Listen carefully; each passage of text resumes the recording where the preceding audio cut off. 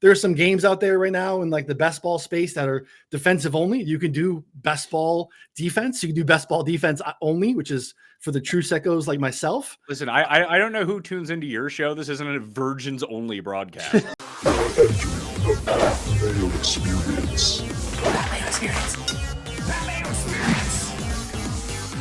Mayo Experience. Experience. Welcome to the Pat Mayo Experience, presented by Underdog. Today, we're doing some NFL futures. I know it's early to be talking NFL bets, but there's some juicy numbers out there.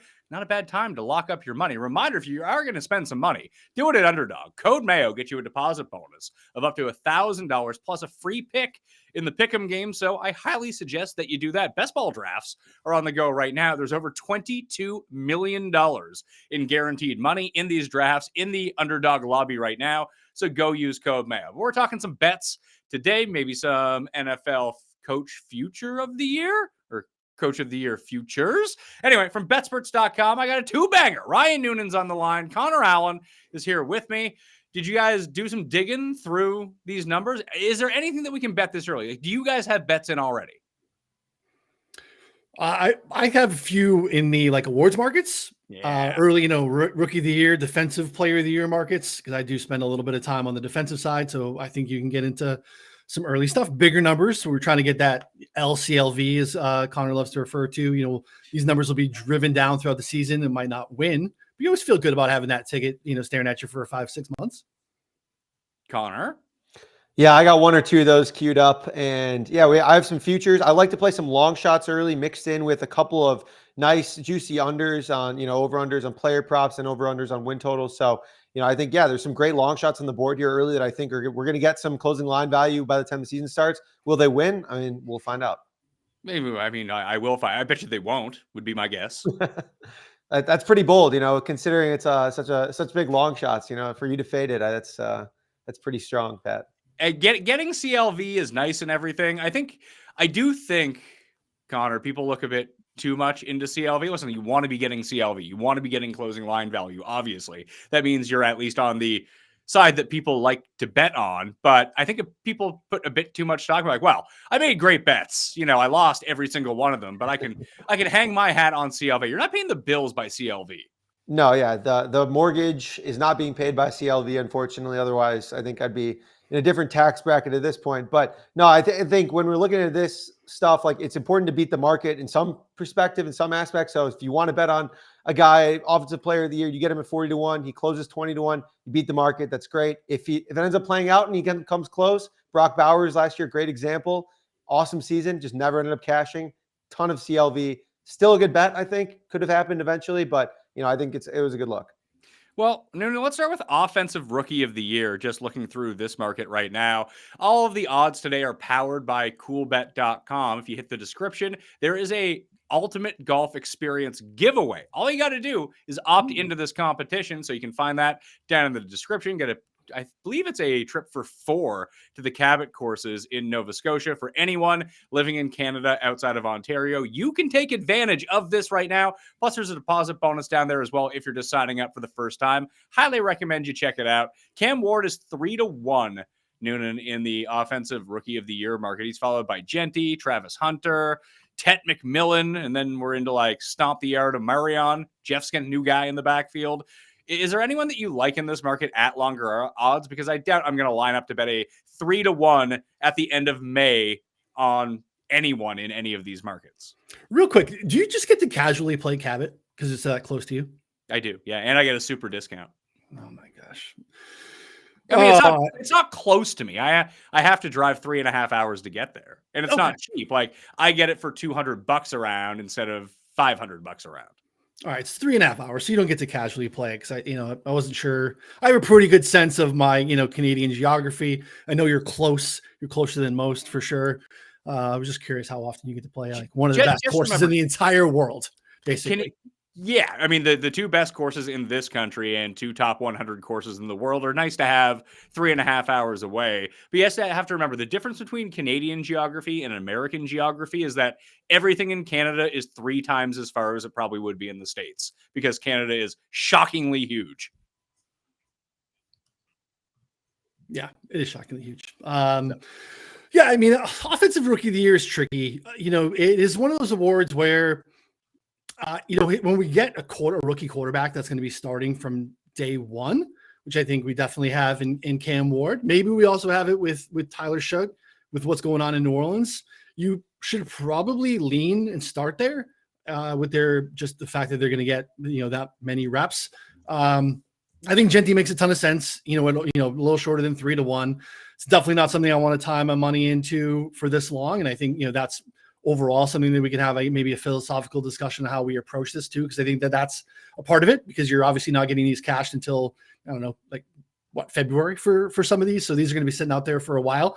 You want to really spread lightly at the top of the board and kind of dig into some long shots. So I don't think Amari and Hampton is a bad bet at like 14 that's out there. I think they're, kind of in that 12 to 14 range.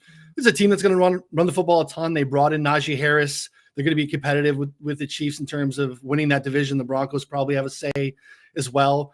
Is a back that's going to be maybe getting 60% of the reps compared to what, Genty is going to be doing a great bet. I'm not quite sure, but I think he can really, be really comparable to what Genty does. And you're really getting like 3-4 times the number.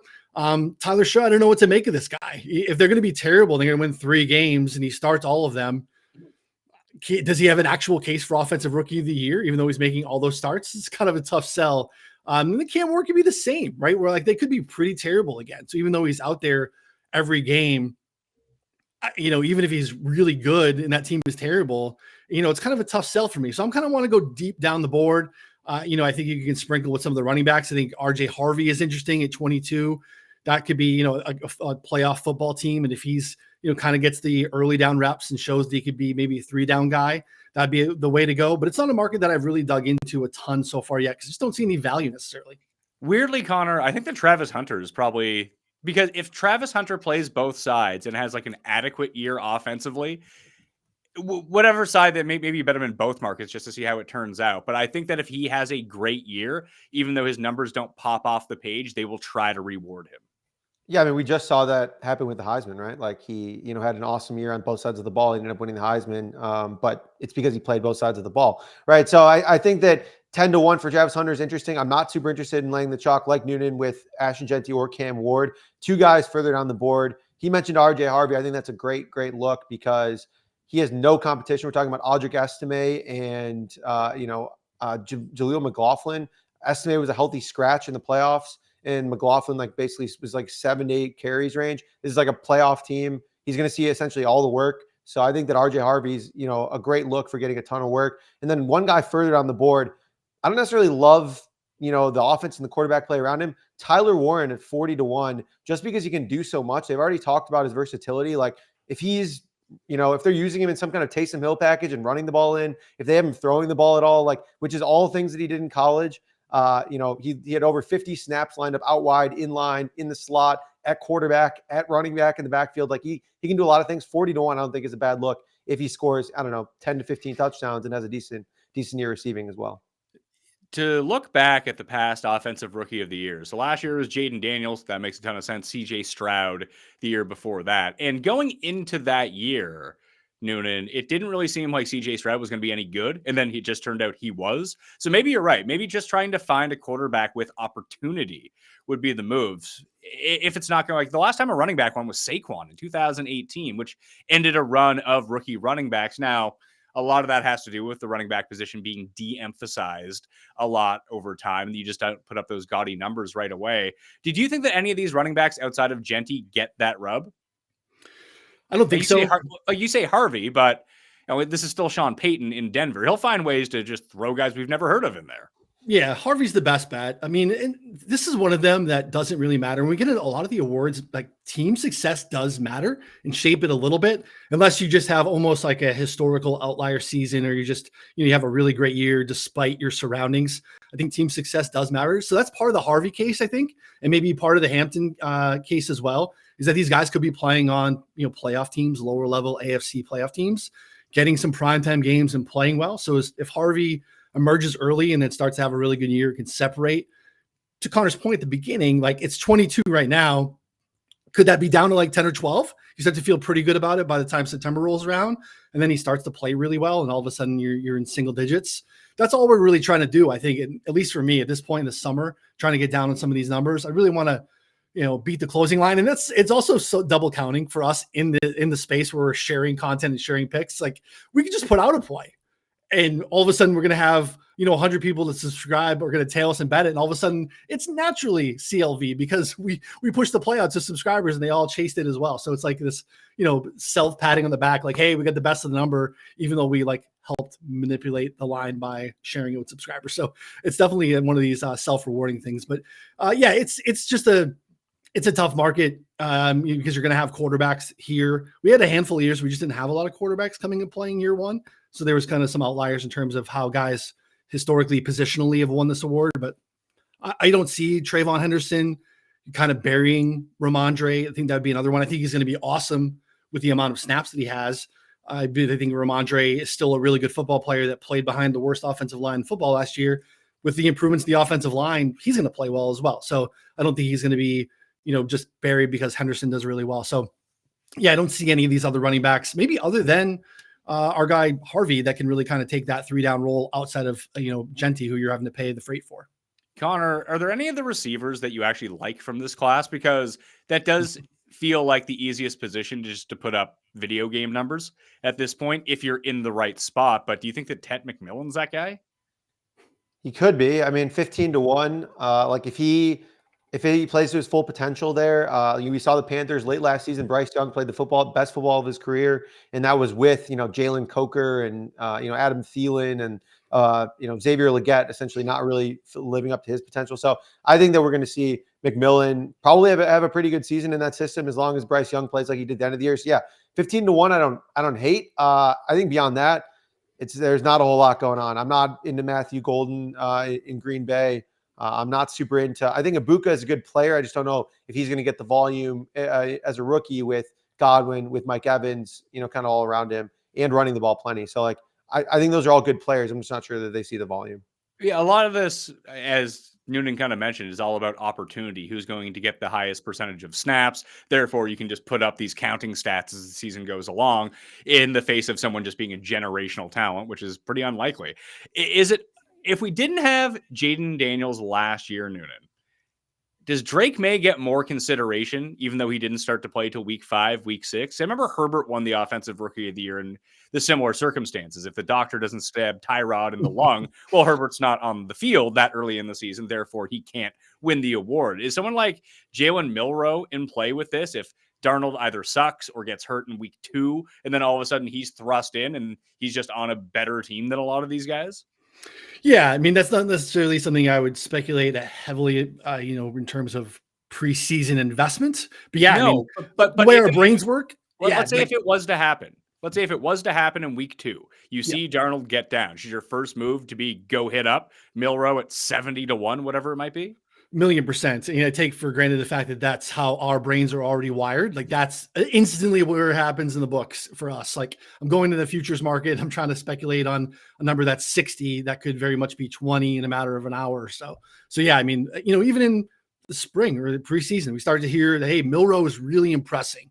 And, it's not that he's going to win the day one job necessarily. They're going to at least a little bit of an investment in Darnold to give him a shot. But yeah, I mean, there's a chance there where you can obviously get a number that makes a ton of sense, that looks very different for me too. My mind's so much in, we're betting golf outrights all the time, 60-1. I think that guy actually really has a chance to win the golf tournament that week, right? Even though technically we should be looking at, what the actual implied odds mean.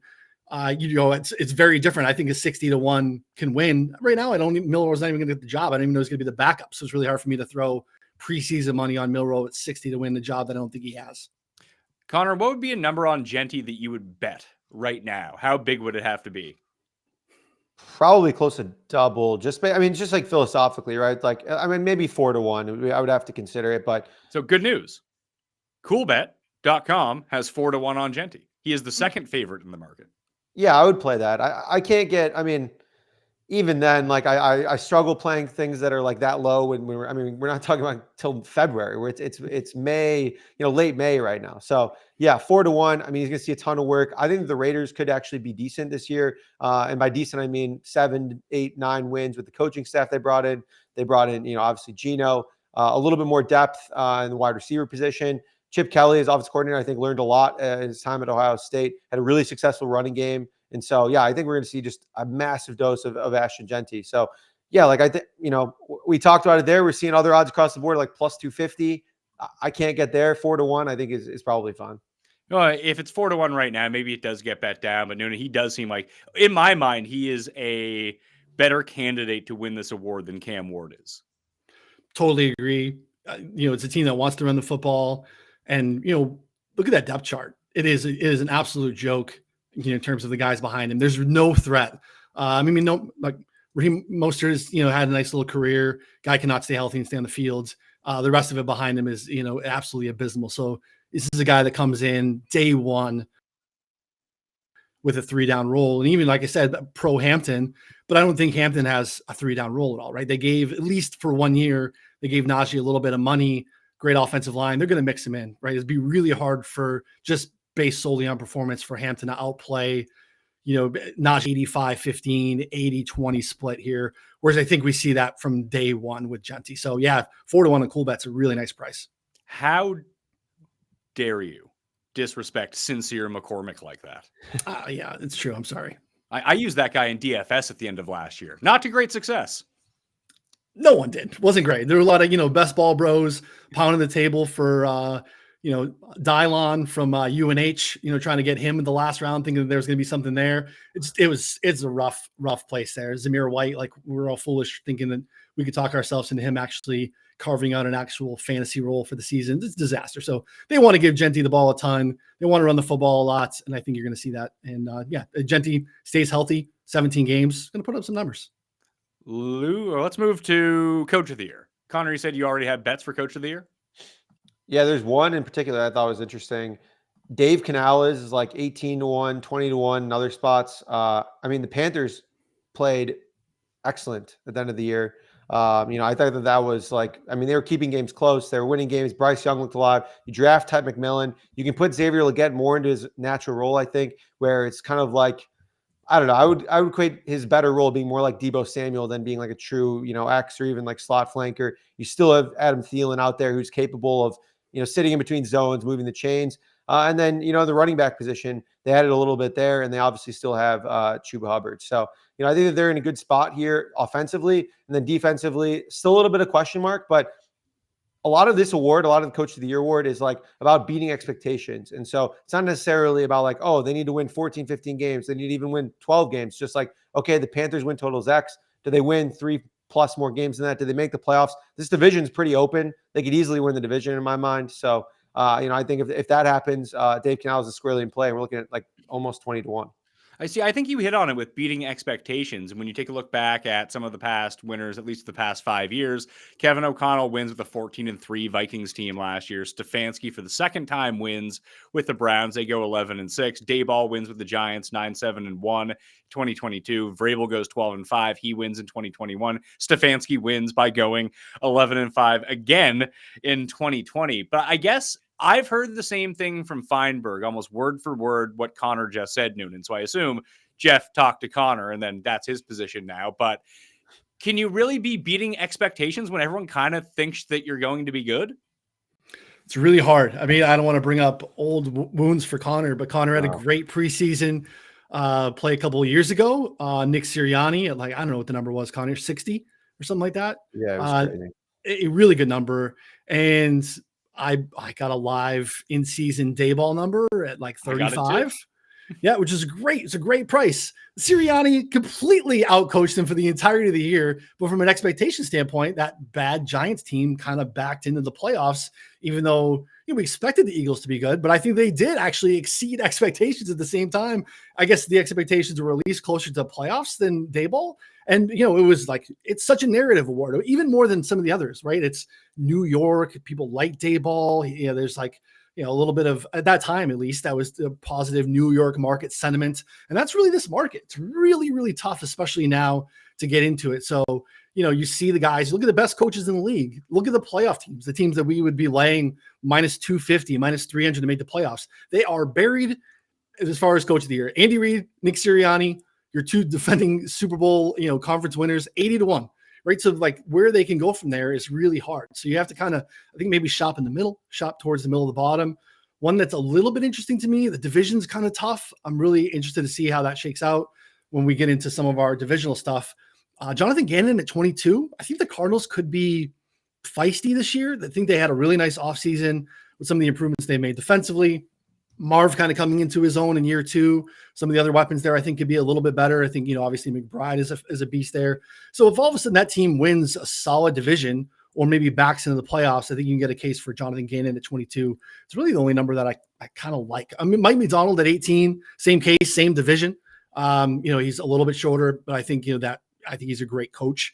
But, again, the expectations there are then to kind of be competitive defensively. So those kind of two at 18 and 22 are my favorites. So looking at it, I want to target almost exactly the same thing, Connor. I want to pick these divisions that can either be tough but are somewhat in flux, and then you just get a team that ends up not necessarily running away with it, but far exceeding the expectations of where they come into the year. In the same division, I actually think that 0-time Coach of the Year winner Kyle Shanahan at 30-1 is interesting. We know that the media likes him. And this Niners team was just kind of riddled with injuries last year that if they just go 13-4, which they probably won't, but is in their range of outcomes, then he probably wins the award. Yeah, and as I did my scan of, I think, all the awards markets, I think that there are multiple positions where the 49ers are really underrated, whether it's Super Bowl, whether it's Coach of the Year, Offensive Player of the Year, like Defensive Player of the Year. I think that there is a 49er that can qualify in basically all of those different slots. They have one of the easiest schedules, ever. They have one of the easiest schedules of the season for sure. And, again, team's fully healthy. They have a ton of talent still. Just signed Brock Purdy to a long-term deal. A lot of depth at wide receiver, even losing Deebo Samuel. So I think they're in a really good spot to succeed here. And yes, they had a down year last year, but I think that's just like an amazing buying opportunity across multiple different markets here for the 49ers. The other ones that I was looking at, not that I like them, but maybe they can never achieve over expectations because the expectations for them every year is that they're going to be awesome. They never are. Would actually be sideshow Raheem Morris in Atlanta. That if Atlanta finally gets their shit together this year and runs away with that division, I don't think that would happen, but I could see where the value would come in on them. But Shane Steichen is really interesting at 25-1 because that's a shit division. And if he can just make whoever's playing quarterback look competent, they go like Liam Cohen's 14-1 in this market right now. Are we convinced Jacksonville is going to be awesome? No. So if we're convinced that Jacksonville is not going to be awesome, that what Texans team do you think that we get? The team that we saw, I get that they beat the Chargers in the playoffs, but the team that we saw the second half of last year, if we get that team's what, a 500 team? Yeah, I think they're going to be, as of now on paper, both sides of the football, they're pretty good. But I totally agree with your overarching point here, right? This is a division in flux. Steichen's a really good coach. That's also an improved defense. If they can kind of land the plane at quarterback, I still think it's Anthony Richardson. I'm going to be, again, I'm the last man on the island. I will be playing with my volleyball in Wilson, and we'll just hang here for a long time on Anthony Richardson Island. But yeah, I think you're kind of swimming in the right waters with how to approach this market. And it's a good team in terms of what's on paper if they can get the quarterback right. The last one, Connor, is 50-1. And he's already won it twice in the past 5 years. What if the Browns are just good this year again? Yeah, if you can make something out of that quarterback room, which, you got, 4 or 5 chances at it with one of the guys there, then, yeah, the Browns still have a lot of talented players. Like you said, 50-1 with Stefanski there, I think is pretty interesting. Again, but it's a massive if. Noonan talked about, landing the plane with the Colts. Like when the plane is built out of, Shadur Sanders and, like Kenny Pickett. And I actually don't think that's a problem, honestly. As long as it's not Deshaun Watson, the Browns have looked pretty good. Do you think that was more? There was plenty of bad, like DTR and like other guys like that. Like, or do you think that was more just Flacco being awesome from time to time? I think Stefanski has shown, whether it be coaching up Baker the first time around, implementing a system for him, I think that he needs a quarterback that's more like Joe Flacco, who's going to drop back, can stretch the field vertically. Like Watson has dead arm. He's terrible. And DTR is just straight up not good. Yeah. I think that there is a system that you could build around DTR that maybe they could make him look like a competent quarterback, but it's not this system. I think there's a very pro quarterback system. And whoever ends up starting, or whoever one of the two rookies that they bring in halfway through the year, if that ends up being the case, I think they can kind of mold someone here, or at least make an offense and make a quarterback seem more competent than he is, even if it is Joe Flacco from day one. They were pretty good with him a few years ago. Well, why can't they just do that? It's not like he was good. He just kind of bombed it down the field and hit guys who were wide open over the middle. That's all he's going to be asked to do again. Yeah, I mean, you saw O'Connell, who comes from kind of the same tree, like just routinely does that. Just did with Sam Darnold. I don't know. Like I think it's possible. I think you can get there. And I like the thought of buying into uncertainty, because just because we have no idea and because the room looks like an absolute mess right now, which I mean it is, doesn't mean that one of these guys can't be good, which is all it takes. All it takes is one guy to be not even good, average to a little bit above average, and this Browns team is in a good spot here. Well, that's the whole thing, Noonan. I think that we've hit on his problem is that he's won it twice in the past 5 years, and that giving it to him again would be an issue. But every other team that we've talked about in the Coach of the Year market so far is like, I can see the path to them being good. This is the first team that we've got to that's like, nah, like there's too much uncertainty here. It's a tough division. Well, if they just go 10-7, he's going to win. Yeah, I mean, that is I kind of tied at the top. Like, it is one of the more narrative-based awards. So you have some voter fatigue to overcome in terms of, we've already awarded this guy 2 coaches of the year. Like, he's going to have more coaches of the year wins than like Bill Belichick in like a 5-year span versus the duration of Belichick's career. That could happen because, like, I don't know, the expectations, to your point, are so very low. We didn't really touch on the division, but I agree that's also kind of the challenge for him here, is he's really working uphill with Baltimore and Cincinnati. Pittsburgh, regardless of what happens and what we think of them coming into the season, seems to find their way to 500-ish or better, right? So they, kind of comfortably in preseason analysis, the 4th best team. But again, that is your case to be made, is that we all think that they're the worst team in the division. If all of a sudden they're competitive and you have a bunch of these divisions that have a weird, like, the AFC East, for instance, right? It's the Bills, and then what? A lot of question marks and probably a lot of bad football. And I've been assured the Patriots are really good now, so watch out for them. Well, is that by Ryan or what? Is that Pats are back? We haven't got there yet. Pats are back, but we'll hold on. I don't know that they're making the playoffs necessarily, or that they're really competitive, but we'll see. But to your point though, if we have 3 teams in the AFC North that are playoff contenders, and all of a sudden one of those is the Cleveland Browns, Stefanski sure as hell isn't 40 to 50 to 1 anymore. So I think that's the point you're trying to make. It most definitely is. Do you know what team is the betting favorite for fewest wins in the NFL? Either the Giants or the Browns, I believe. Browns. Yeah. Which seems kind of crazy with the amount of talent that they still have, especially on the defensive side of the ball.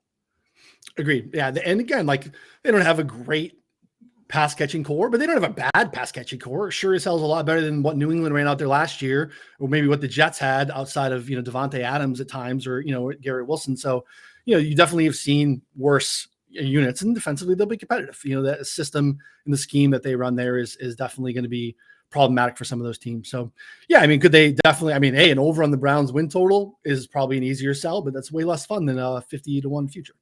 For sure. And I'm just trying to think, like, is there any other way, Connor, that we could invest in the Browns if we wanted to? I'm not saying you got to, because they are projected for the fewest wins in the league. They're expected to be terrible. But this market makes the most sense to me, because I can't imagine one player on their team doing, unless it's Myles Garrett and he just wins Defensive Player of the Year. Other than that happening, Stefanski seems like the most logical winner of something if they do overachieve.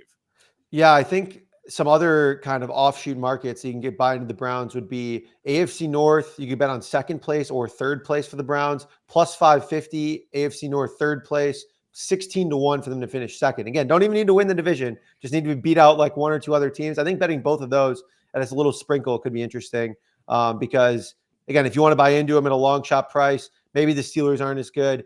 The Bengals still have plenty of defensive issues. They did not do enough there to address that. And then the Ravens obviously have been awesome for forever. But again, this Browns team has the talent to win plenty of games. It's just a matter of whether the quarterback play can be competent at all.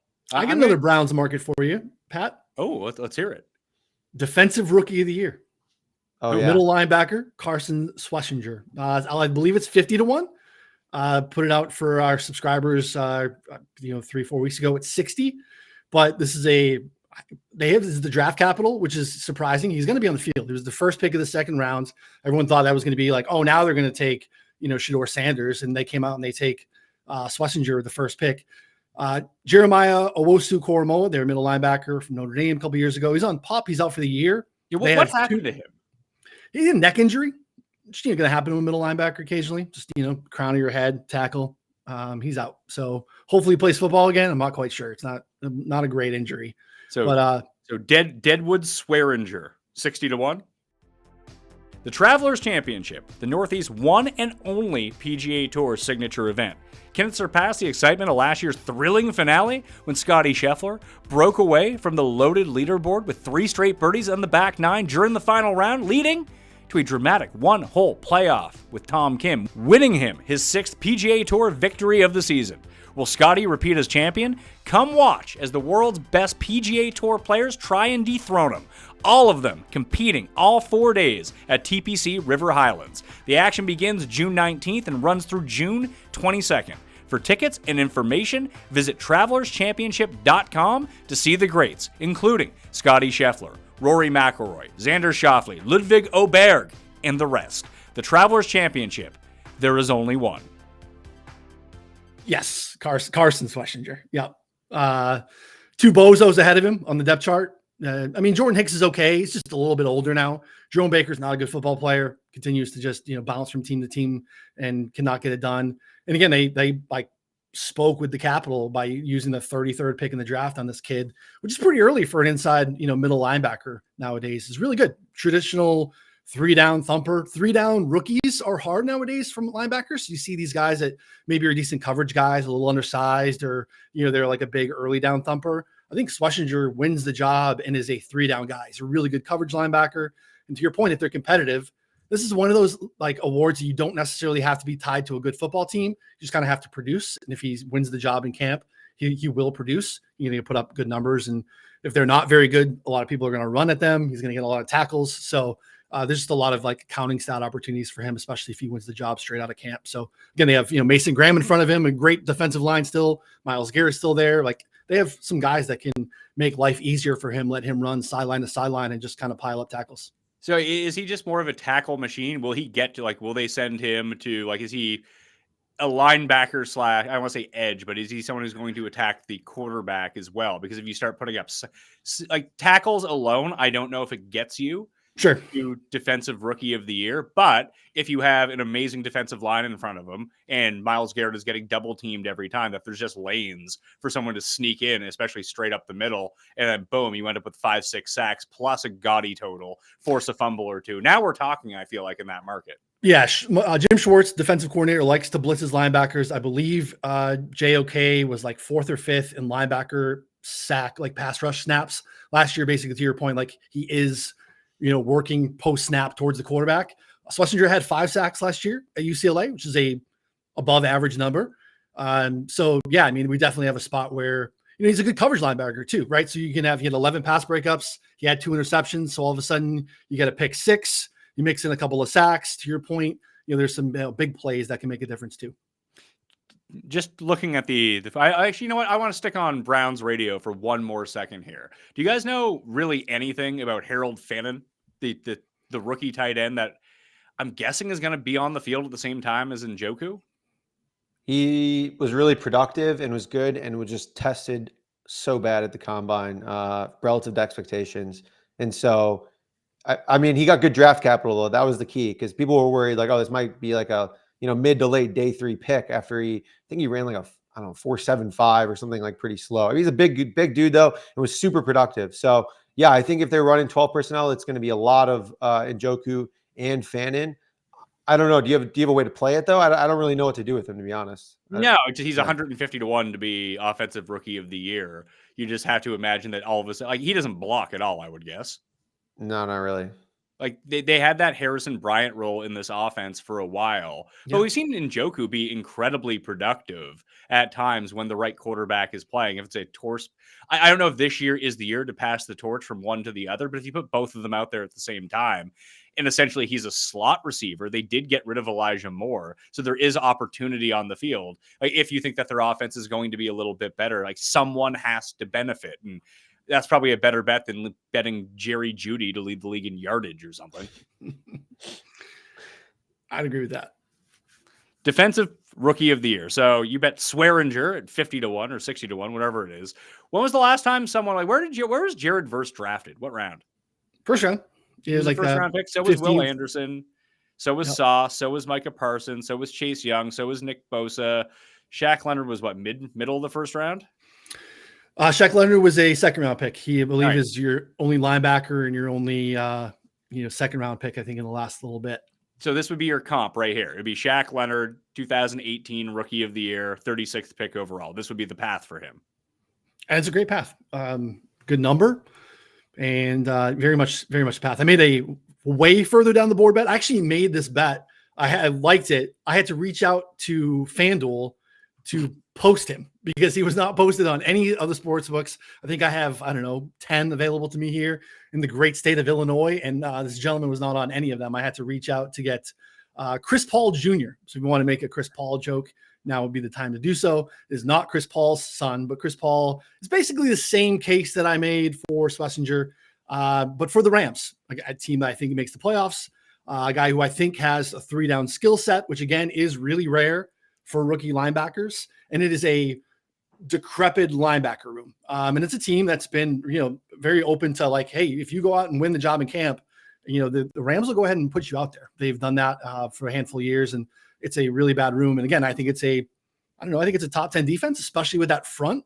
That's going to create a ton of pressure. They love to blitz their linebackers. So Chris Paul, I think we got it at like 150 when they posted it. I think they're still triple digits out there. Again, this is one of those CLV ones that we can get the number down there, especially he wins that job in camp. He's going to be fun.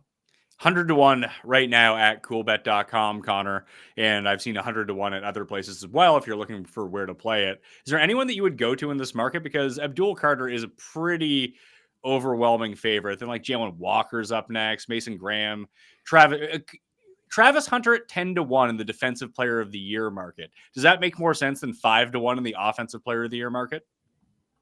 Maybe. I just don't know how they're going to use him, and like how would he would have to have so many interceptions. I'm almost like but I guess the whole concept that we talked about earlier, like if he plays both sides, it gives him a bonus. If he has like a couple picks on the defensive side, my viewpoint is that he's just going to play a lot offensively and then in some packages defensively. So I think that it lends itself more to offensive player of the year, which you can get. I think some places have a similar price to defensive player of the year, but that's just my opinion. We'll find out more, I think, pretty quickly in training camp. So that's something to pay attention to the reports on. Like there's going to be reports probably pretty quickly about who he's taking more meetings with, where he's spending more time. There's only a finite amount of time in the day. So we'll know pretty quickly about where Travis Hunter is going to play the majority of his snaps of.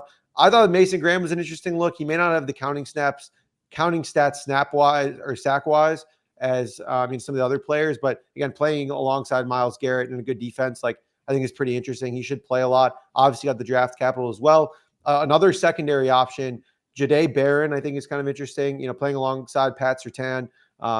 He's going to be probably have some awesome numbers because, someone's going to throw it. People aren't going to throw a Pat Surtain. They're going to throw a Barron. It gives him a lot of opportunity, but he's going to be probably playing against a lot of number twos and probably be just as good. He can play. I think that some of the knocks on him was like nickel. It was that he'd play in the slot a little bit, but I would not be surprised to see kind of like Cooper DeJean-esque kind of rookie season out of him playing alongside Pat Surtain and a good Broncos defense. Yeah, especially if their offense can continue to be good and teams actually have to throw against them at this point. He's 30 to 1 at Coolbet right now, but just almost to swing it back to the very beginning, what you talked about, I'm just going to keep calling this guy Swearinger because that's just stuck in my head at this point. But if the Browns do project to be bad, then teams are going to run on them a whole bunch, which should lead to more tackles. that Carson Schlesinger is going to make because Macy Graham can't get off the blocks in front of him. So I it's know you really, hate the really, Marshall, man. You hate him. he's okay. He's fine. Barron's going to play in the slot, and I actually think that that's a really good thing because you can blitz him from the slot. He's going to get more. You're closer to the line of scrimmage. You get more tackles from the slot. They have Riley Moss on the outside, played really well last year. So I don't think Barron being a nickel is like a negative thing for them too, right?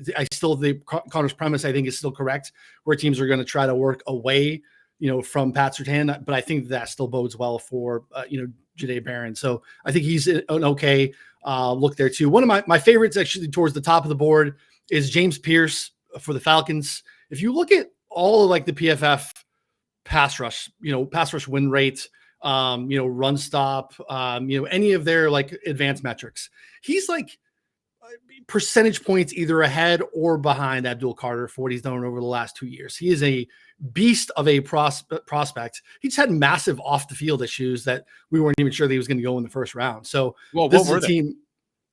I mean, there's I think some women were involved in some of them. I think he also had a heavy foot. So similar to Mike Green who landed in Baltimore. I think they both, maybe were a little bit over aggressive with their girlfriends at times without speculatively. I don't know. But I think that those were a couple of things that were tied to both of those guys coming out. But 18-1 for Pierce.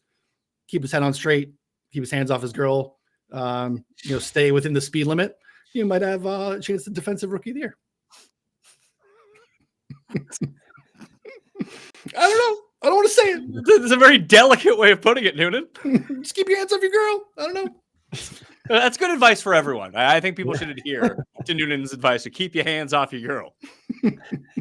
I mean, I'd love to cash an 18-1 ticket on you to win defensive rookie of the year. So you're getting good value for his hands on. Strongly worded letter, or I don't know, like text or something not nice. Oh, maybe not. I mean, use your words. They didn't seem to think it was that big of an issue. They traded like a future first rounder for him. It was one of the craziest trades I've seen in a while for a guy who, can't keep his hands to himself apparently, but apparently they don't seem to see that as a problem. So allegedly, we don't know, right? Allegedly.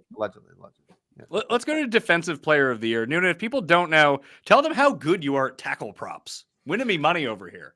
Yeah, I mean, it's you go where there's the soil is barren, right? No one's over there, right? We're all grinding, offensive props. So a couple of years ago, started to look at some stuff and I remember said to Connor and I know we laughed at me. I'm like, hey, I think I'm gonna bet on I was Hafunga from the Niners now in Denver. I'm like, hey, I'm gonna bet on his tackles this game. And Connors was laughing at me, and I started doing more work. No one was really making good week in and week out projections, and I think I have a really good process. And the market's soft. There's a lot of books now that offer them, so I do my best to try to make sure we stay liquid for our subscribers. And yeah, we have a lot of fun doing it. Over 62% hit rate over the last 2.5 years. Betting tackles, bet a lot of sacks last year too. So yeah, I spent a lot of my time in season on the side of the ball. So it's a lot of fun. Hey, we like to win wherever. Defensive props pay the same. That money is just as green as offensive props. Connor, I always try to tell people about that with betting unders. They're as valuable as overs if they win. I think last year I bet like 80% unders, and it can be as low as like, week one last year, I mean, it was the year before. It was like Mecole Hardman was like the 6th string receiver and his line was 13.5. I'm like, he's not going to play, guys. Like, he's going to play special teams. And his unders, 13.5. Everyone's like, wow, that's crazy low. He could play, get that one snap. He didn't play an offensive snap, but he still counts because it's the only stipulation was must play a snap to count, played special teams. So yeah, I think unders are really good. There's so many more outs on unders. Again, a guy can get injured or they can fall behind, which means that they're not going to see the ball in the running game. Or, if it's quarterback, and they're going to be ahead, like they're not going to throw the ball in the entire Lamar Jackson, like multiple years in a row, just like doesn't throw the ball in the fourth quarter if they're ahead. They just run the ball with Derrick Henry or whoever. And so many outs towards unders of things going wrong instead of betting on human performance. So yeah, I'm a big fan of unders if you can't tell. People do bet overs like they're worth double if you win your money. Although nothing feels worse than betting an under that loses the first 10 seconds into the game, because I've done that. Yeah. Been there. That's not great. Yeah, you feel very stupid. And then if people have tailed you on that play, they are not impressed that there was someone, I forget what it was last year, that it was something like 18.5 under, and the first play of the game went over with 19. That was the only play they had all game. Sucked. Yeah, I mean, it happens. You get your fair share of those, especially if you're betting on the scrubs. Like, they get one or two play and it happens. It'll happen, but more often than not, they'll go under, statistically. So looking at the defensive player of the year market, did you have a bet in here already, Noonan? I see Jared Verse is down at 25-1, and just taking a look back on it, where is Surtain? Surtain's 35-1. Okay, that makes a lot more sense. Just taking a look at the past champions, like a corner won last year, first time a corner's won since 2019. And before that, good Lord, you'd have to go back to Charles Woodson in 2009. They're very atypical for a cornerback to win the award. If you're not putting up sacks and you're not a DT or a defensive end or an edge rusher, which when TJ Watt won the award in 2021, is he still listed as a linebacker? He's an edge rusher. I mean, yeah, he's an edge outside. rusher. Yeah, he's an outside linebacker. Just the how they differentiate based off of 3-4, 4-3. Yeah, these guys all at the top of the board. 7, 8, 9 guys are all edge rushers, or however you want to talk about them. But yeah, Verse is interesting. Verse actually using PFF has a really good expected sack metric, which is taking into account all the things you'd expect: pressure rate, how often you're on the field, all those different things. Verse was awesome last year, right? It made sense that he was the runaway defensive rookie of the year, but he massively underperformed in terms of sacks. And it's highly variant, right? Like it's kind of a binary. Like, you can be a headache for the opposing offense, but just not get the guy down, right? You can run him into a sack for your teammate. You do a lot of different things, but he was a problem. He technically, based off of PFF's metric, underperformed his sack expectation by 5.5. which is a huge number. He should have had over 10 sacks last year. I can see that. He had 4.5 sacks a year ago, and he had 18 quarterback hits. It's a lot. So, he very much, you just kind of get back and do the same kind of thing. Again, they've added more help to the defensive line. I think the defense is going to be better. He is a playoff team. All of a sudden they win 11 games. He exceeds his sack rate by 5, like Trey Hendrickson did last year, 5.5. And all of a sudden he's got 16 sacks. And it makes a ton of sense. So he's in that ballpark. He should be closer to those guys that are at the top. There are 2 names that jump out massively. To your point, do a lot of stuff on the defensive side. There are some games out there right now in like the best ball space that are defensive only. You can do best ball defense. You can do best ball defense only, which is for the true sickos like myself. Listen, I don't know who tunes into your show. This isn't a virgins only broadcast. Yeah, no, I know. I am. It's super weird. I understand this. But hey, this is the life I've chosen, Pat, and here we are. I'm going to bring value to you and the viewers today because I decided to abstain from having relations. Get your hands off Noonan. We found this out. Yeah. There are a couple guys when you look at both total sacks and expected sacks that aren't up there with the rest of the dudes in the market in terms of defensive player of the year, because they're all there. Hutchinson, Parsons, Garrett, Watt, Will Anderson, Bosa, Crosby, all these guys are way up there. 2 guys are up there in terms of production, but for some reason they're all maybe like the second guy on their team. It just doesn't make a lot of sense to me. You can get Danielle Hunter at 100-1 on DraftKings to be defensive player of the year. He had a better pressure rates, better pass rush win rate than his own teammate last year, Will Anderson, who has sexier draft capital and all those different things. Again, like Will Anderson can help Danielle Hunter win defensive player of the year. He should not be triple digits. He should be closer to 25, where Verse and the rest of the guys are. And the other guy is Jonathan Grenard in Minnesota, available at 150 on Rivers. There are also hundreds everywhere else. Grenard had 12 sacks last year on a team that gets a ton of pressure, who might go back to the playoffs again in Minnesota. So his expected sack total was second in the league last year behind Trey Hendrickson. And he actually had 12. So he was like kind of right in line. And all of a sudden he exceeds expectation, pops up 15 sacks, and they're a playoff team again. Just has no business being 150 in some books. He should be 25 or 30. I'm torn on this Will Anderson number because right now at Cool Bet, Connor, he's tied with Myles Garrett and Micah Parsons at 7-1 as the favorite. Part of me thinks that if he comes back and has just a baseline average Aiden Hutchinson season, that they probably give him the award unless someone just blows everyone away, that you have to give it to them. At the same time, the guy's coming off of a major injury, and now he's the favorite in this market. Yeah, I mean, that's tough. I think there's a lot of good options here. One guy that stood out to me, we talked about buying the Niners. I mean, Nick Bosa at 20-1, obviously won it a couple of years ago. 15 and a half, 18 and a half, 10 and a half sacks the last 3 years. And then last year was injured, 14 games, only 9 sacks. Again, he's going to be near the league leaders in sacks, going to be playing on a team that wins a ton of games. Like, I think at 20-1, it's a pretty interesting look. And it's, again, a household name that I think could be in play. Like you said, Will Anderson, obviously going to be very squarely in play. But yeah, there's like 4 or 5 guys, 6 guys at the top that I think are very likely to win this award.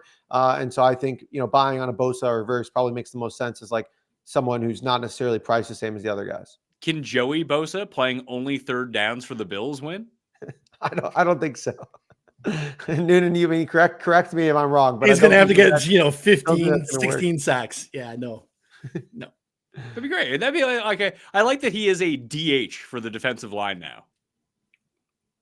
This is where guys go at the tail end of their career, or at least, when you can't do anything else that keeps you on the field for 3 downs. This is the life he chose. So yeah, not for me.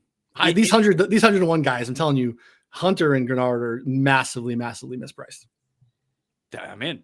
Easy enough for me to bet that. Do you guys have anything else in either the MVP? Let's just talk about MVP, because I find that the offensive player of the year discussion is just bizarre, because it's all context dependent, weirdly, on who I think is going to win MVP, if that makes any sense. Yeah, it's not quite as convoluted as comeback player of the year, because that thing is a disaster to discuss. I don't even see do you see any odds for it? I feel like they're not even putting up a market this year. Yeah, I see it, and I just don't even know. I don't know what some of these guys are coming back from. Yeah. Is it Aiden Hutchinson? Hutchinson's the favorite. Yeah, Hutchinson and McCaffrey and Dak are kind of all the top 3 guys, depending on the book. Like Dak or McCaffrey win this award if they're any good. If they it's hard to put in perspective defensive players' stats a lot of the time. But if Dak's like, yeah, we won 11 games and I threw 4,800 yards, he wins. Yeah, like JJ McCarthy. Like, what do we do with JJ McCarthy, the comeback player of the year? He's returning from an injury, but he's never stepped foot on an NFL field yet. Like, what is he coming back from? And he's 5th in the odds. Like, I don't know. It's such a weird award. So I'm fine with skipping that one because it's such a weird discussion. So I get your point on the offensive player of the year award too, right? Because I've tried to make the case to it some longer numbers there historically with like a good offensive performance from a quarterback who maybe isn't on like a playoff team or something like that. Like that was like a Lamar hedge for me for a little bit, but I just think we've seen that award go kind of different ways. Can we just call it the best fantasy player who's not a quarterback award? That's basically what it is. I mean, that's McCaffrey's like 22-1, I think, in comeback or in offensive player of the year. I think it's a good look. I mean, great buy low opportunity if he's healthy. If he's not healthy, I mean, it's 22-1, right? It's like you're getting long odds. If he's healthy, he's going to be a top 2-3 player in total yards from scrimmage. And so, like, 22-1, I think is pretty interesting there. Puka with Adams and without Cup around, I think is a pretty capable look at 20-1 as well. Yeah, I like that. He's just needs to stay on the field because they think he'll put up some pretty gaudy numbers. Is Puka the league leader in looks like he's hurt every time he makes a catch? Yes. Gets hit, kind of like limps for like a second, and then is like, oh yeah, I'm fine, just because I'm always injured. He was injured in college a bunch too, just like always injured, but always just plays through it because he's a warrior. Yeah. He does, but like no matter the difficulty of the catch, he's going to find a way to come down directly on his shoulder or with one knee and then hit his helmet off of someone who's standing on the sidelines. He's just there's very few violent players left. And it's weird for him like to think about it, like this wide receiver, built guy, but pretty tall, looks a little bit lanky. That just the way that he comes down with the ball is violent. I feel like it's going to cost him his career at some point. Yeah, we're a couple years away because he doesn't have the duration yet, but like he is working his way to being the NFL Anthony Davis, where you're just like every single game, like he just doesn't make it down the court, for a possession or two, and like, oh, he's grabbing his knee or his hamstring or his shoulder, and then he's back out there and nothing happened. And then there's a stretch where it's like, no, he's actually not coming back today, and we'll have to spend the rest of the week hoping that he comes back for next week's game. But it's incredible when he's on the field. Could Jackson Smith and Jigba put up like top 5 fantasy numbers, Connor, as a wide receiver? I think definitely. I'm really interested to see what they do between him and Cooper Kupp. I don't know why they signed Cooper Kupp is washed, so it's not going to be anything with him. Yeah, I don't understand why they didn't get another X receiver. Like they got another slot flanker and who's like not good, like you said, like he's washed. So you just need to put Cooper Kupp outside, let him just go to die on whatever cornerback is just outside, and then let Jackson Smith and Jigba work in the slot, just like move him around everywhere and be awesome. So yeah, I mean, I'm excited about JSN. I think that, you know, without Lockett, without DK Metcalf, I think I don't know who else is going to catch the ball besides him and Cooper Kupp. So I think it's going to be a lot of JSN if we think Kupp's washed, which I'm of the belief that he is. Yeah, I'm just trying to find someone from down this list, Noonan. It'd be like him, Jackson Smith and Jigba. Devin A-Chain at 50-1 is pretty intriguing as well without Mostert there now. I mean, Tyreek could be washed. Tyreek could be good. If Tua is there, A-Chain just seems like he's going to be on the field a ton. And if he can stay healthy and play 60% of their snaps, he has that weird upside and those gigantic games, which I feel go a long way in this market.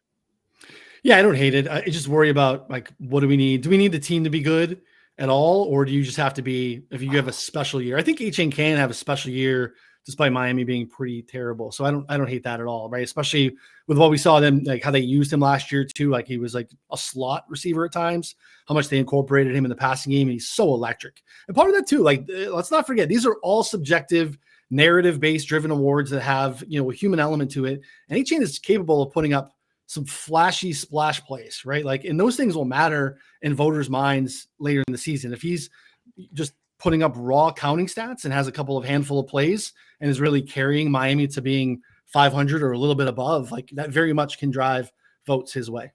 And he's one of the few players, Connor, who will be on the field winning or losing as well. Yeah, that's huge. I think he's in a great spot to crush. His like rate stats with Tua were outrageous.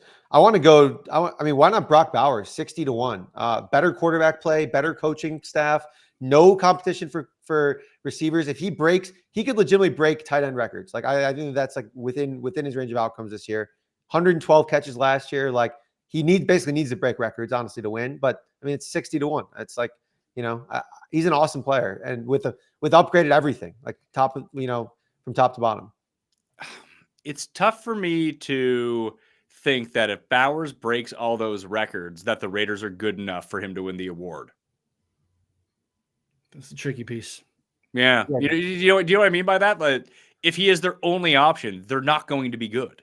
Well, do you have to be good to win Offensive Player of the Year? Sorry, I don't know if we were talking. If you moved over to MVP, because MVP you have to be good, obviously. Like I wouldn't bet him to win MVP, but Player of the Year, I don't think you have to be like.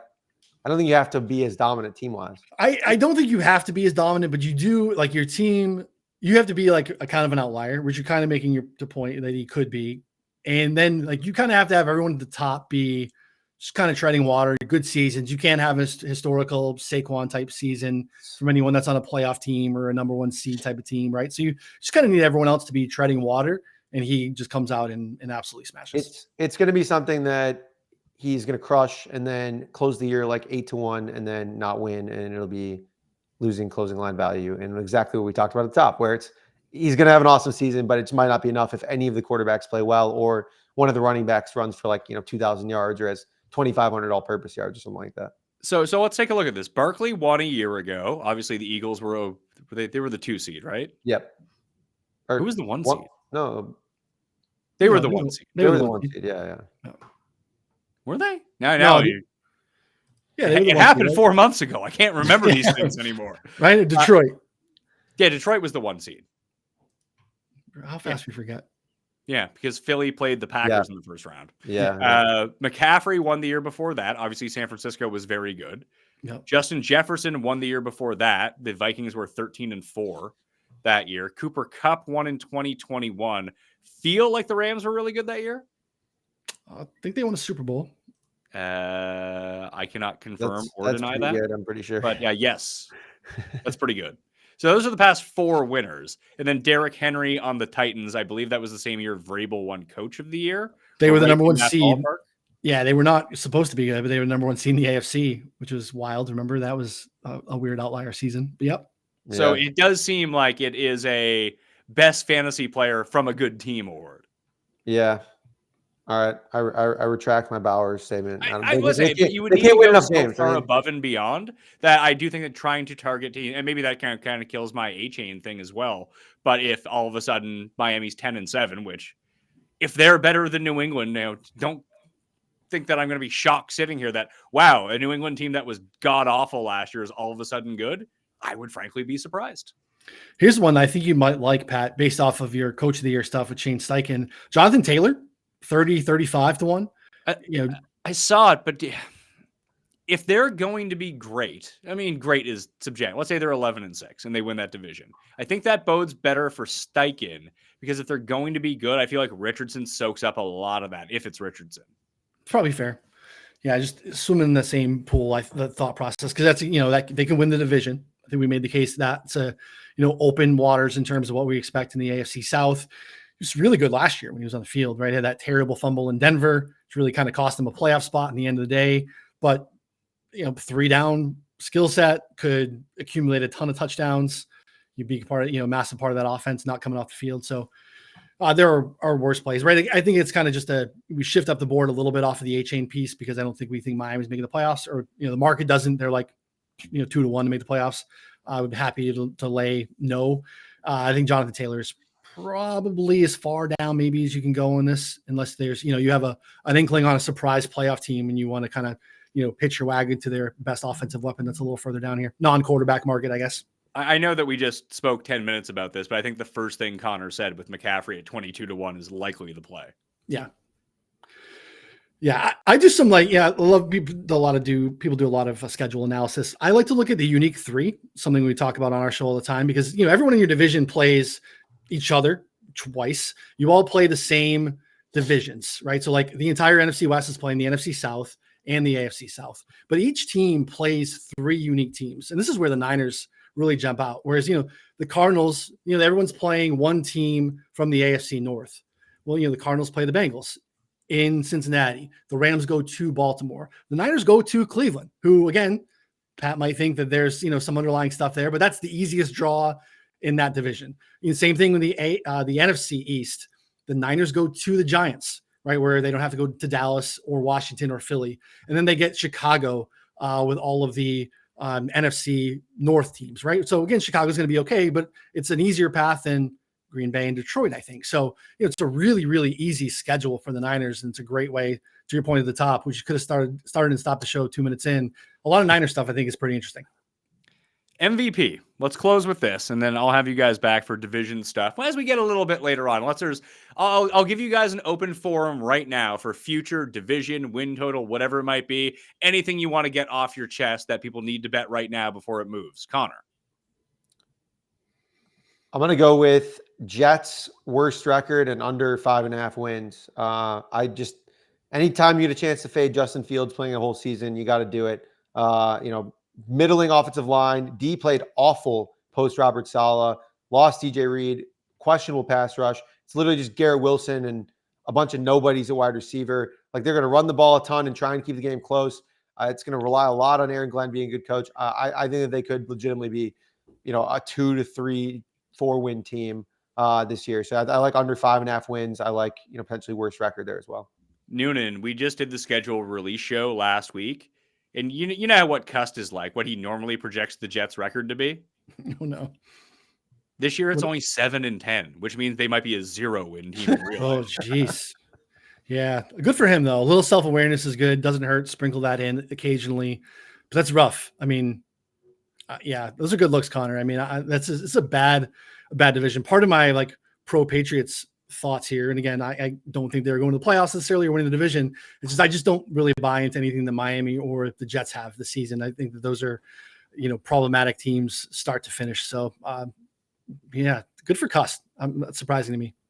Yeah, well, it's like the first year they're not going 15-2 with no players on their team, 7-10. Although if they beat Pittsburgh week 1 and Aaron Rodgers is starting for Pittsburgh, all of a sudden they're 17-0 time.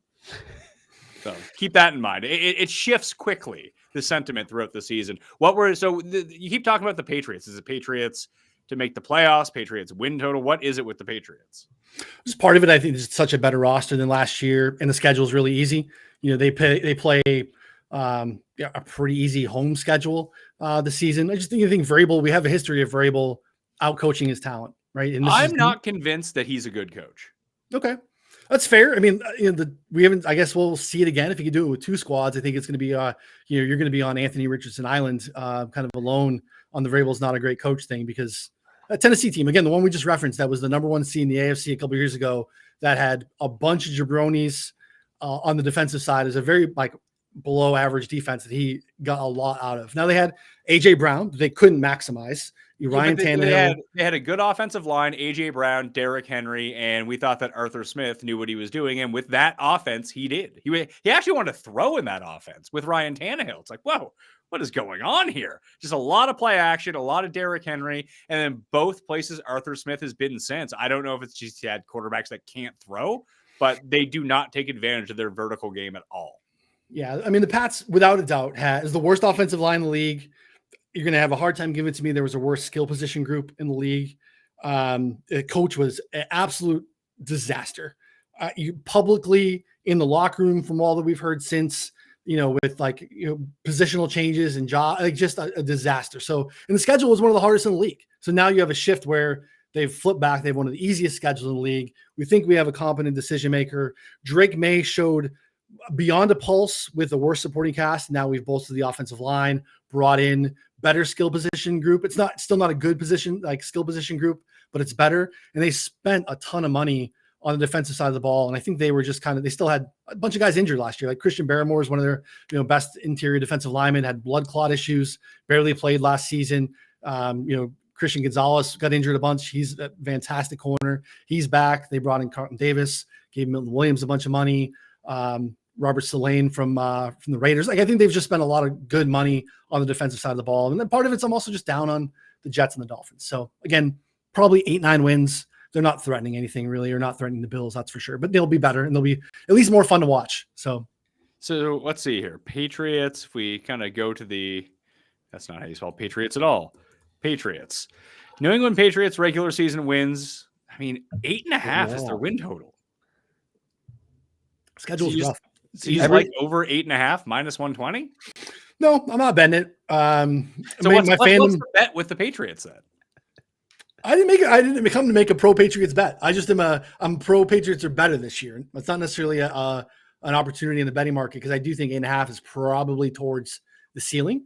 You basically want to feel like they're a 10-win team. I don't necessarily feel like they're a 10-win team. You probably have to feel pretty comfortable to lay that at 8.5. What did you say? Minus 120. Yeah, it's not bettable to me. No.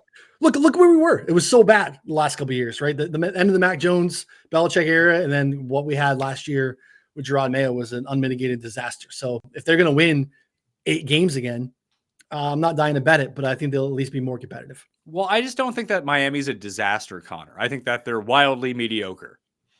Yeah, I mean, the more that I'm looking at this price and what we've seen, I might take it to Patriots under. I mean, this is 8.5 wins I think they're going to be better. But Stephon Diggs, I think, is totally cooked. I thought that was a terrible signing. Now we're looking at, again, if he's cooked, I thought that the addition of Kyle Williams was good, not great. I thought the addition of Travion Henderson is good, but Ramondre Stevenson put the ball on the ground a billion times last year. The offensive line is good. I mean, they're better in a lot of ways, but does that mean they're going to win 9, 10, 11 games? I don't know. Like you said, Miami, if they're not an abject disaster, I think they could be okay. Probably if Tua is healthy, they're going to be fine. They're going to be just an average team. If he's not healthy, they're going to be one of the worst teams in the league, as we've seen literally the last 2 years, basically. It's is he healthy? Yes, they compete with virtually anyone. If not, they stink. They are the worst team in the league. That is the other run to your computer bet right away, Noonan. If Tua gets hurt in week 1, just fewest wins, Dolphins. Yes. The defense is going to be bad, guys. The defense wasn't good last year. They're just good with they're a 500 team with Tua. Yeah, without Tua, it's a disaster for sure. There's so many questions. There's so many very, very thin what ifs with the Dolphins.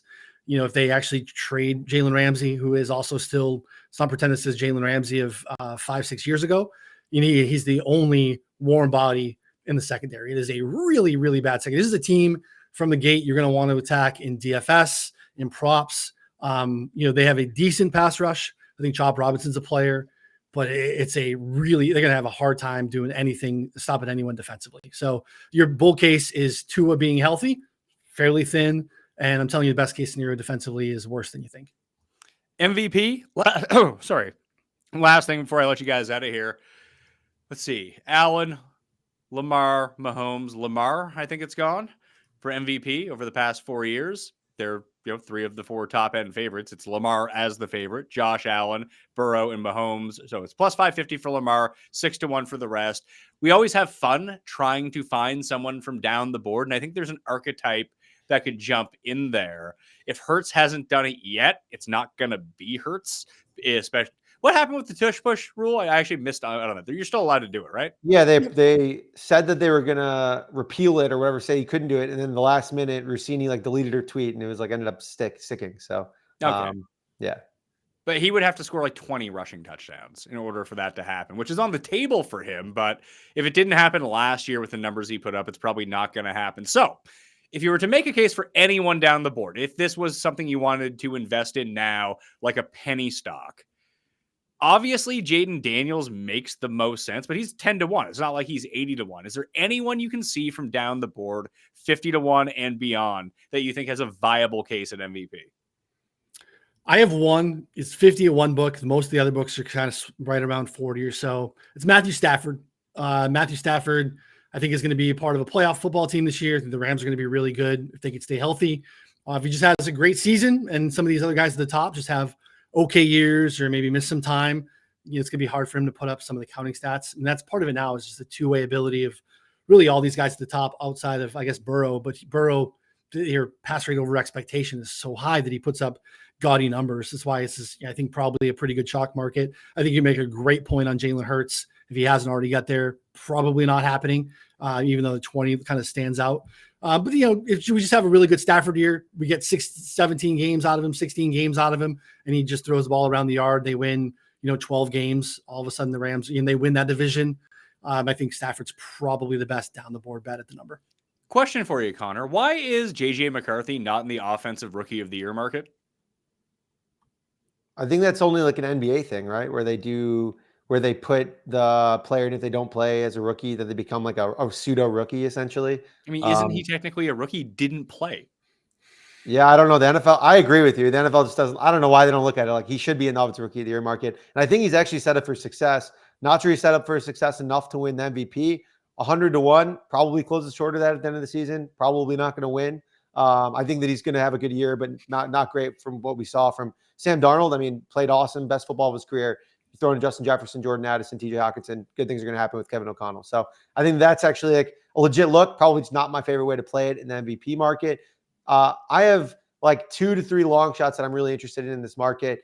One, we'll start from the longest. Michael Penix, 75-1, I think is interesting. We already touched on the Falcons. Division's wide open.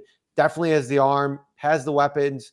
Again, there's just not that many options of a team can win the division and the quarterback is kind of young and upcoming, has weapons. 75-1, I think is really long on that. So I think that's an interesting one. We already touched on Dak a little bit. It's 45-1. I'm cheating a little bit here. You mentioned 50-1. Dak, 45-1. The Cowboys, if they win the division, I mean, obviously they added George Pickens. I think that's massive for CeeDee Lamb. They finally have an outside receiving threat. They have no running game. It's Miles Sanders and Javonte Williams. So Dak's going to, I think, 10-1 to lead the league in passing yards and MVP at 45-1. And then last one I'm interested in, Trevor Lawrence, 50-1. Caesars, not convinced that he's awesome, but was billed as such, has played some amazing football, also played some terrible football. Now you had Travis Hunter, Brian Thomas, Liam Cohen there, and an explosive pass catching back in Bashal Tootin. So I think that all those are pretty live at, again, given their price points. So I think pretty interesting shots there. Of that bunch, I think that Penix makes the most sense narratively, but he just might be too young to make it happen. Lamar won in his, second year? That's a pretty big outlier. And then we've seen he's consistently been at the top of this board ever since. You project Michael Penix to be that sort of player. I think that's what you need to look for. Weirdly, if you're going to take your Patriots love here, Noonan, Drake May in this market, if you really think that they're actually going to be good and he's a real dude, that would make sense to me. I don't think that's going to happen, but he's 60-1. I think I like that more than Penix because I just don't think that Penix is ever going to be a top 5 quarterback, where at least we saw enough from Drake May, albeit mainly in garbage time a year ago, that if he can elevate himself that quickly, plus he piles up these stupid running numbers that do count in this market. And they try not to run him. That was like a big thing last year. Like the New England media was like, hey, why aren't you calling any design runs? Why aren't we actually trying to use this angle that seems to be one way to move the football? Because to your point, every single snap he took last year was in garbage time because they were terrible, right? First quarter, garbage time, they're awful. So look, I definitely think he's a dude. Even for me, put the Patriots banner down. I'm not going to make a Drake May MVP bet here. Michael Penix, I like Connor's pitch there. We want to see Michael Penix get through an entire season. This is a problem in Indiana. It's a problem in Washington. I think he's got old reference. He's got like Penny Hardaway's knees. I just want to see him get through the entirety of a season without collapsing and missing a ton of work. So, but again, he could go out and put up video game numbers in an offense if he's protected and can sling it around. So, yeah, Drake eventually it's in his future. If I can make a 2018 or 2028 MVP future on my boy Drake May, I'd love to get that ticket in the holster there. But yeah, not this year. I weirdly think that no one below Herbert actually has a chance, but that's me. I think it's good chalk, right? I mean, like we said at the top, I mean, this is the way that these quarterbacks moves. But Daniels, Allen, Lamar, the good football teams. They're going to put up really nice counting stats. It's just really hard to just beat them, just on your arm alone, unless you're Burrow. Unless you're Burrow. Yeah, or if Caleb Williams starts to run a little bit with Ben Johnson there, that just maybe it was so dysfunctional last year that he takes such a leap and becomes the number one pick. Like Kyler Murray falls into the same Jalen Hurts type conversation that if he was going to win MVP, he probably would have won it already. I don't see Kyler taking a leap in year 7, whatever it is. Maybe he's a little bit better. Maybe he stays healthy. The only one, just because of odds, that Connor, if you actually think the Raiders are going to be good, Geno's 150 to 1. That's crazy. I don't know about good. I mean, that's the problem. Is I think that they win like 7 to 9 games, which is more than their win total. Their win total is 6.5. But yeah, I mean, for them to win MVP, they would have to be awesome. And I mean, when you have the Chiefs, the Chargers, and the Broncos in your division, yeah, I mean, price adjusted, I'm interested, but I don't know. Again, another one of the LCLV options, I think, where it's probably a good bet. He probably plays well, but just probably doesn't get home. He crushed it indoors last year with Pete Carroll and crew coming in now. Maybe the defense has been a little bit better. That Geno's going to spread it around. He's not going to be an abject failure even behind that line, Noonan. And to Connor's point, I'm not saying that I'm not going to bet them to win the division, but if they do win the division or they win 11 games, they did it against 3 really good teams, which will be counted in his favor. And all of a sudden that 150 to 1 is a very, very live versus the 18 to 1 to win. They could just get the wild card from that division with 11 wins. And all of a sudden you're like, not bad. It's not happening unless Brock Bowers is a beast. So the best way to bet it is Brock Bowers, offensive rookie or offensive player of the year. There we go. Full circle. Bring it all the way back around. All right, guys, thanks for doing that. We'll do some divisions in the upcoming weeks because we're doing football every single week except for U.S. Open week and British Open week. We're going to stick to all golf that week, but more easing itself back in. If you guys have any names that you want to see come on the show and topics for football you want to see spoken about during the offseason, dump it down in the comment section right now. Don't be afraid to smash the like or sub to the channel. Either way, but Noonan, pump up BetSperts. Tell everyone where to get it. Yeah, well, you want to get all the football stuff that we do, 4for4.com. The betting subscription is where you'll find all of Connor's nice stuff, putting out future articles. We're doing some IDP stuff right now. We'll start getting some of these bets in our Discord for all the subscribers as well. So again, if you want to bet NBA, we've been crushing that all season. That's winding down. UFC, everything that we're doing there at 4for4 is 4for4.com. All right. I'm Pat Mayo. You can follow me at the PME on X, sub to Mayo Media Network. Leave a rating and review on the podcast and sub to the free newsletter. Sometimes there'll be rankings. Sometimes there'll be bets. Whatever I'm feeling like in the newsletter, I will send it out to you. You can get it completely free. All right. I'm Pat Mayo. Thanks for watching. I'll see you next time. Pat Mayo Experience! Experience!